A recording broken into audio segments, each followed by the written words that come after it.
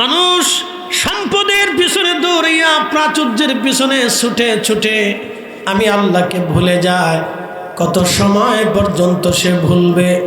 হাত্তা যুরতুমুল মাকাবির, কবর পর্যন্ত ভুলবে। ও আদম রে, পাগ ধরিয়া গেছে দাড়ি, দন্ত বাসে গোটাচারি, সমন জারি গিয়াছে করিয়ারে সোনার আদম, জিন্দেগি তোর যাই ফাঁকি দিয়া, জিন্দেগি তোর যাই রে ফাঁকি দিয়া রে সোনার আদম, জিন্দেগি তোর যাই ফাঁকি দিয়া। হাজারাতে হাসান বসরি রাহমাতুল্লাহি আলাইহির জামানাতে একজন মহিলা, তার মেয়ে মারা গেল।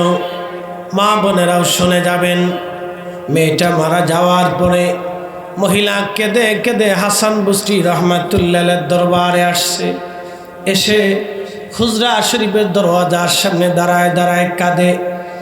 হাসান বসরি হুজরা শরীফ থেকে বের হয়ে বললেন, মা তুমি কেন কাঁদতেছ? মহিলা বলল, হুজুর আমি কাঁদি, সকালবেলা আমার মেয়েটা মারা গেছে, জোহরের নামাজের পরে তার দাফন কাফন হয়েছে, আসরের নামাজের পরে আমি আপনার কাছে আসছি। হুজুর আমি আমার কলিজার টুকরা মেয়েটাকে বড্ড ভালোবাসি, বেশি ভালোবাসি। আমি মা সন্তান হারায়া পাগল পরা হয়ে গেছি।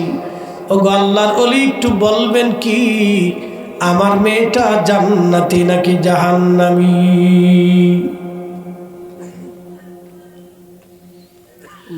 ও গো আল্লাহর ওলি, আপনি একটু বলে দেন আমার মেয়েটা জান্নাতি নাকি জাহান্নামী? হাসান বসরি ডাক দিয়ে বলেন, মা রে তোমার মেয়েটা জান্নাতি নাকি জাহান্নামী আমি কি করে বলবো রে মা? তবে মা তুমি বাড়ি চলে যাও, এশার নামাজ পড়ার পরে তুমি 4 রাকাত অতিরিক্ত নামাজ পড়বা, নফল আর নওয়াফিল অতিরিক্ত। একসাথে বলেন না মারহাবা। এটার নাম নওয়াফিল অতিরিক্ত। হাসান বসরি বললেন, মা তুমি এশার নামাজের পরে 4 রাকাত নামাজ পড়বা, প্রত্যেক রাকাতে সূরা ফাতিহার সাথে তুমি তাকাসুর পড়বা। আল্লাহাকুমুত তাকাসুর হাত্তা যুরতুমুল মাকাবির।